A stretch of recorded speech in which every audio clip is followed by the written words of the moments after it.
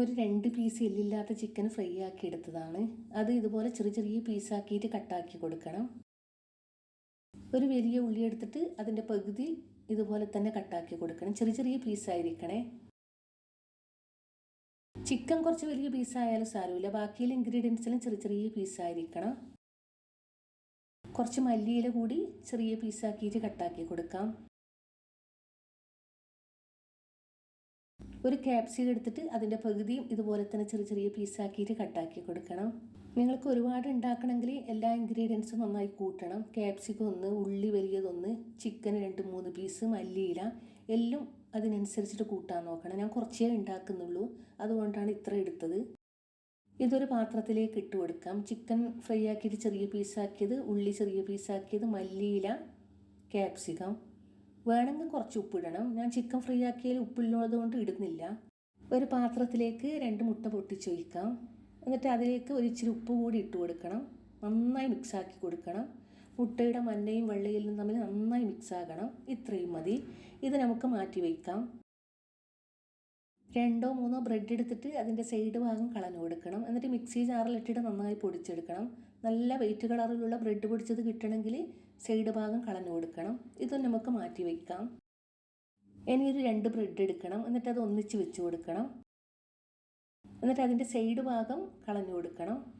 4 side ഭാഗവും കളഞ്ഞു കൊടുക്കണം. 2 ബ്രെഡായിട്ട് തന്നെ എടുക്കാൻ നോക്കണം. ഓരോരോ ബ്രെഡ് എടുത്താൽ ഈ സ്നാക്സ് ആവില്ല. 2 ബ്രെഡ് ഒന്നിച്ച് തന്നെ വെച്ച് കൊടുക്കണം. 4 ഭാഗവും ഇതുപോലെ സൈഡ് കളഞ്ഞു കൊടുക്കണം. എന്നിട്ടൊന്ന് പരത്തിയെടുക്കാം. ഇതുപോലെ ഒന്നിച്ച് തന്നെ പരത്തിയെടുക്കണം. ഇനി അവിടെ ടച്ചായി കിട്ടും. ഈ പരത്തുന്ന സമയത്ത് നന്നായി ടച്ചാവും രണ്ടും കൂടിയിട്ട്. ഇനി ഒരു ഗ്ലാസ്സോ മറ്റോ എടുത്തിട്ട് റൗണ്ട് ഷേപ്പിലുള്ള എന്തെങ്കിലും എടുത്തിട്ട് ഇതുപോലെ കട്ടാക്കി എടുക്കണം. ഇതുപോലെ നന്നായി ടച്ച് ചെയ്തിട്ട് വേണം കട്ടാക്കി എടുക്കാൻ വേണ്ടിയിട്ട്. ബാക്കിയെല്ലാം ഇതുപോലെ തന്നെ ചെയ്തെടുക്കണം.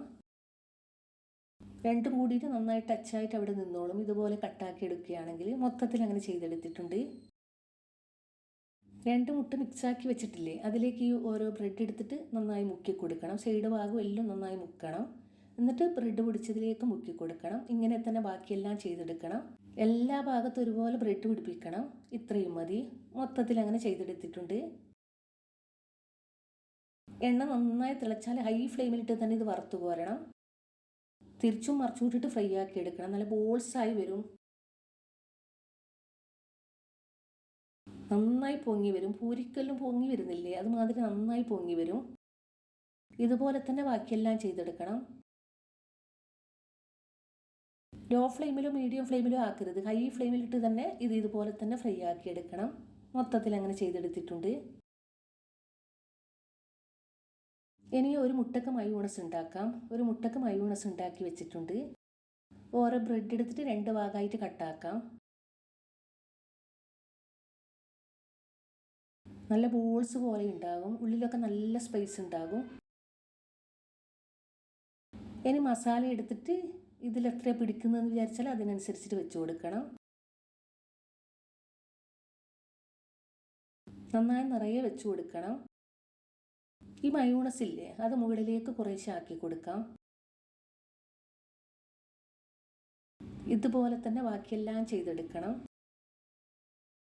അതേപോലെ തന്നെ ഉണ്ടാക്കണമെന്നൊന്നുമില്ല, ഇതുപോലെയും ചെയ്തെടുക്കാം. ആദ്യം തന്നെ ഒരു ബ്രെഡ് എടുത്തിട്ട് 2 ഭാഗമായിട്ട് കട്ടാക്കിയിട്ട് ഉള്ളിൽ തന്നെ മയോണസ് ഇട്ട് കൊടുക്കാം. എന്നിട്ട് 1-2 സ്പൂണ് ഈ ചിക്കൻ മസാലയും ഇട്ട് കൊടുക്കണം. മുകളിൽ വീണ്ടും മയോണസ് ഒഴിച്ച് കൊടുത്താൽ മതി. കുട്ടികൾക്കിത് നന്നായി ഇഷ്ടപ്പെടും. ഇതുപോലെ നല്ലവണ്ണം മയോണസ് ഇട്ട് കൊടുത്താൽ. ആദ്യത്തത് വേറൊരു രീതിയിൽ ചെയ്തെടുത്തതാണ്. മൊത്തത്തിൽ അങ്ങനെ ചെയ്തെടുത്തിട്ടുണ്ട്. നല്ല ടേസ്റ്റാണ് ഇത് കഴിക്കാൻ വേണ്ടിയിട്ട്. നല്ല ഈസിയാണ്. ഒരാൾക്ക് ഒന്നേ വേണ്ടു, വയറ് നിറഞ്ഞോളും. ഇഷ്ടപ്പെട്ടാൽ മാത്രം സബ്സ്ക്രൈബ് ചെയ്യണേ.